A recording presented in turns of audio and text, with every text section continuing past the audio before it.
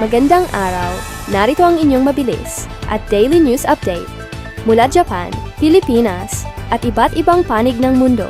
Ihahatid namin ang mahahalagang balitang dapat ninyong malaman.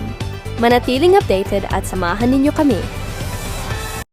Isang 11 years old na batang lalaki sa Kyoto ang natagpuang patay matapos i-report na nawawala at ang mismong ama-amahan pa ang umamin sa krimen.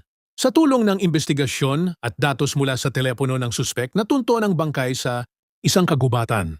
Patuloy ang investigasyon habang bumabalot ang matinding lungkot at tanong sa trahedyang ito. Pinalawak ng gobyerno ang reintegration program para sa mga OFW teachers upang makabalik sa pagtuturo sa Pilipinas. Sa ilalim ng Balik Turo Initiative, layunin nitong mabigyan ng disenteng trabaho ang mga guro at maiwasan ang muling pag-alis sa bansa habang pinapalakas ang edukasyon sa lokal na komunidad. Natagpuan ang bangkay ng isang bagong silang na sanggol sa isang water filtration facility sa Aichi, Japan. Walang nakitang sugat sa katawan at patuloy pang inaalam ng mga autoridad ang pagkakakilanlan at pinagmulan nito habang sinusuri ang mga posibleng pangyayari. Mga problema at suliranin sa buhay ay hindi nawawala. Tanging kailangan ibay ng puso upang ikaw ay di maging kawawa. Mag-usap tayo at gagaan mga problema nyo. Mga pagsubok sa ating buhay. Malaking promo na hindi mo dapat palampasin. Handa na kami magbigay ng mas maraming offer para mag-book, makinig, manood at makisabay sa aming mga espesyal na alok. Exclusive promo sa plane ticket. Sa bawat pag-order ng plane ticket, may libreng original Mag-usap Tayo by Vicky Ozawa polo shirt kaagad. Isang plane ticket includes isang original Mag-usap Tayo polo shirt. Mas maraming ticket, mas maraming libreng polo shirt. Limited po ang aming offer up to 50. Person, no choosing in color size. Translation service Japanese-English Tagalog, dagdag tipid sa bawat transaction. Totoong tipid. Walang komplikadong proseso. Direktang bawas presyo. Abangan ang iba pang promo. Marami pang sorpresa at updates na pwede mong makita at marinig sa aming mga platform. Balak mo bang pumunta sa Amerika? Andito po kami para ibigay ang aming makakayang serbisyo sa amin pong kaalaman. Message lang po. Makinig at manood sa Spotify at Apple Podcast. Laging updated sa mga bagong promo at balita. Message na po ngayon. Limitado lamang ang promo kaya huwag nang maghintay. I-check ang aming page, mag-message na po at mag-order ngayon. Kami po ng Team Mag-usap Tayo by Vicky Ozawa. Maraming salamat po. Message na po ngayon.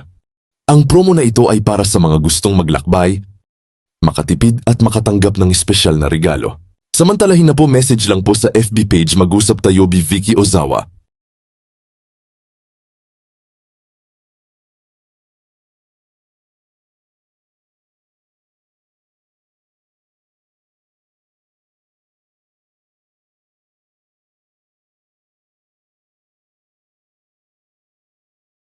Welcome sa Chika Showbiz! Hatid namin ang maiinit at pinakabagong balita sa mundo ng showbiz mula Hollywood hanggang sa mga paborito ninyong artista sa Pilipinas. Tara, sabay-sabay nating alamin ang latest chika! Malaki ang naging papel ni Dingdong Dantes sa pagbabalik acting ni Marian Rivera sa seryeng Behind Closed Doors. Gaganap si Marian bilang isang controversial na karakter na malayo sa kanyang nakasanayang roles. Dahilan para mas lalo itong abangan ng fans. Pumanaw na ang indie film actress na si Sue Prado sa edad na 44. Kilala sa kanyang mahuhusay na pagganap sa mga pelikulang Cinemalaya. Iniwan niya ang isang legacy sa industriya ng pelikulang Pilipino. Nagpahayag ng pakikiramay ang pamilya at mga tagahanga. At iyan ang kabuuan ng ating balita. Maraming salamat sa inyong pagtutok. Huwag kalimutang i-follow ang aming page.